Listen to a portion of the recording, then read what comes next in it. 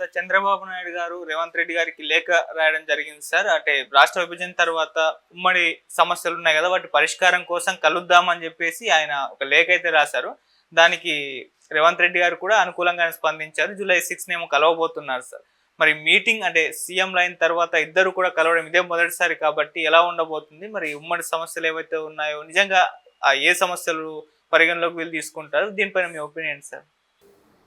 ఈ ప్రయత్నాల్లో భాగంగా అంటే ప్రధానంగా ఆస్తుల పంపిణీకి సంబంధించిన వ్యవహారం, సరిహద్దులకు సంబంధించిన గొడవ, వీటి మీద అదే ఢిల్లీలోను హైదరాబాద్లోనూ ఉన్నటువంటి వ్యవహారాలు, దీనికి సంబంధించి మాత్రమే వాళ్ళు మాట్లాడుకోబోతున్నారు తప్ప మిగిలిన విషయాలు ఏమీ కాదు. ఇదేదో రాజధాని పొడిగింపు 10 ఏళ్ల నుంచి ఇంకో 10 ఏళ్ళు ఎక్స్టెండ్ చేయాలని మొన్న సుబ్బారెడ్డి మాట్లాడాడు వైఎస్ఆర్సీపీ. అటువంటి నినాదాలు ముందుకు తీసుకొస్తే ఆయన అమరావతి ప్రాజెక్టు వెనక్కి వెళ్తుంది. అందుకని డెఫినెట్గా ఆ పని చేయడు, ఆయన ఆ పని చేయడు. అలాగే ఈ 2 రాష్ట్రాలకి సంబంధించినటువంటి సాగునీటి ప్రాజెక్టుల నీటి పంపిణీ వ్యవహారానికి సంబంధించి నాగార్జున సాగర్కి కేసీఆర్ చివరి రోజుల్లో జరిగినటువంటి వివాదం, ఇలాంటి ఇష్యూస్ కూడా ఉన్నాయి. వాటి మీద కూడా ఒక నిర్ణయం తీసుకునేటువంటి అవకాశం ఉంది. నీటి పంపిణీ జరుగుతున్నటువంటి పద్ధతి, అలాగే భవిష్యత్తులో అనుసరించాల్సిన పద్ధతి, దాని గురించి కూడా మాట్లాడుకోవాల్సిన అవసరం ఉంది. గతంలోనే ఇలాంటి మీటింగులు జరగాల్సి ఉంది రిపీటెడ్గా అని అనుకున్నారు, కానీ జరగల. వారి ప్రజలతోనే వారు కలవడానికి ఇష్టపడినటువంటి ముఖ్యమంత్రులు తమలో తాము కలిసి ప్రజల సమస్యలు మాట్లాడుకుంటారని ఎవరూ అనుకోలేదు. కానీ కలిశారు.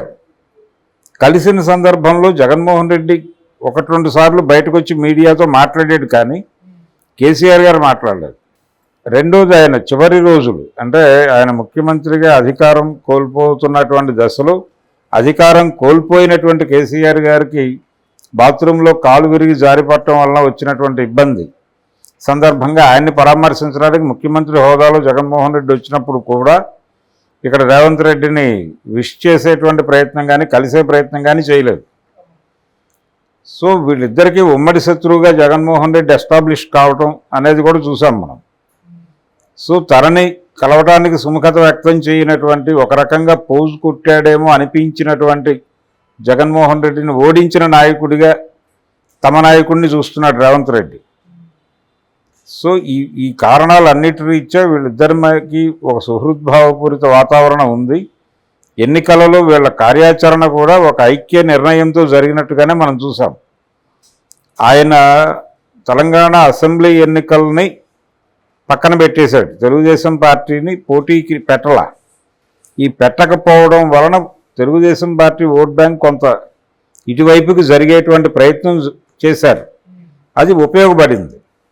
పార్లమెంట్ ఎన్నికల్లో కూడా ఆయన అభ్యర్థుల్ని పెట్టలా వాంటెడ్గానే. తద్వారా వాళ్ళు అక్కడ కాంగ్రెస్ సహకారం తీసుకున్నారు కూటమి గెలుపుకి. ఏపీలో కూటమి గెలుపుకి సహకారం తీసుకోవడం ద్వారా వాళ్ళు కాంగ్రెస్ పార్టీకి ఇచ్చిన భరోసా ఏమిటి? మేము వైఎస్ఆర్సీపీని అధికారంలోంచి పక్కకు తొలగిస్తే ఆ గ్యాప్లో మీ పార్టీని మీరు బలోపేతం చేసుకోవడానికి మీ ప్రయత్నం మీరు చేసుకోండి, మీకు మేము ఒక ప్రాతిపదికను కల్పిస్తాం సక్సెస్ఫుల్గా అని ఒక హామీ ఇచ్చారు. దానిని అది జరిగింది. ఆ ప్రకారం తమ మీడియా మొత్తాన్ని కూడా కాంగ్రెస్ పార్టీ ప్రచారానికి వినియోగించుకోవడానికి కూడా వాళ్ళు సహకరించారు, అప్పచెప్పారు. అది చూసాం మనం. జ్యోతి ఈనాడు కాంగ్రెస్ పార్టీని ఎలా భుజాన వేసుకుంది అనేది అక్కడ మాత్రమే కాదు, ఇక్కడ కూడా. ఆంధ్రజ్యోతి రాధాకృష్ణ గారు ఎన్నిసార్లు రేవంత్ రెడ్డి గారితో ఇంటర్వ్యూలు చేశాడు.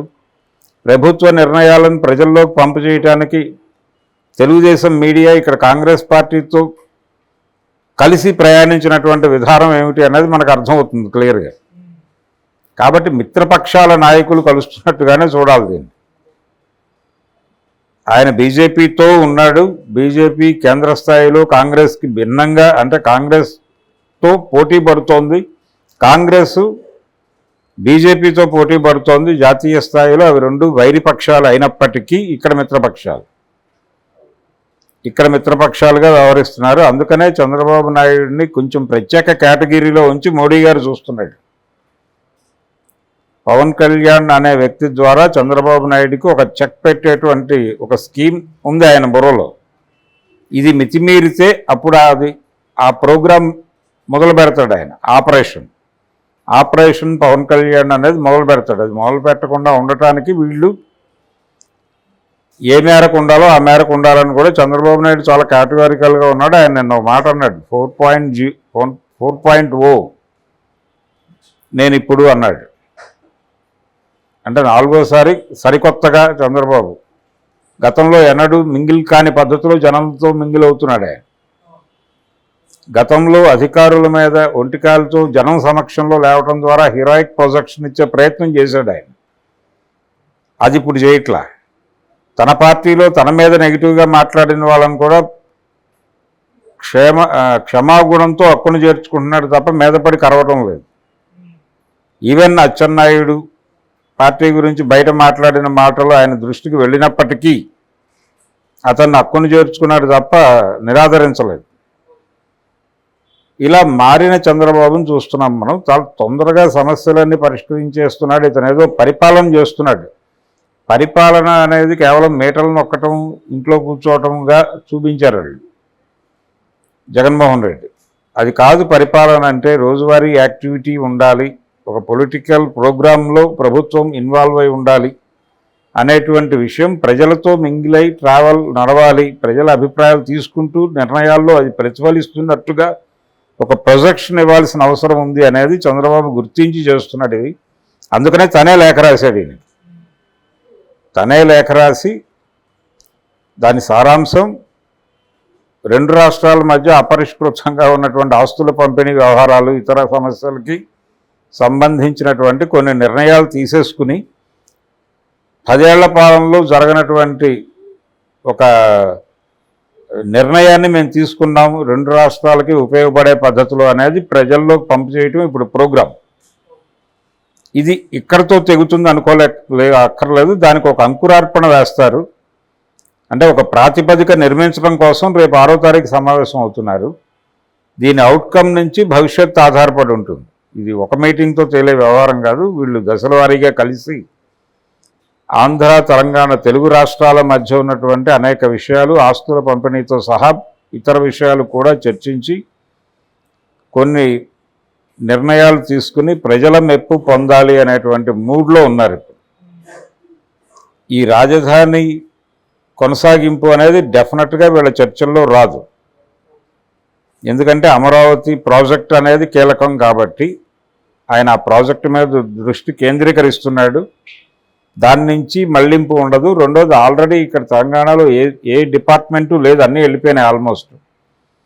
కాబట్టి ఇప్పుడు ఆ ప్రసక్తి రేపటి సమావేశంలో వచ్చే అవకాశం లేదు. ఇది కేవలం కార్డియల్ మీటింగ్ మాత్రమే.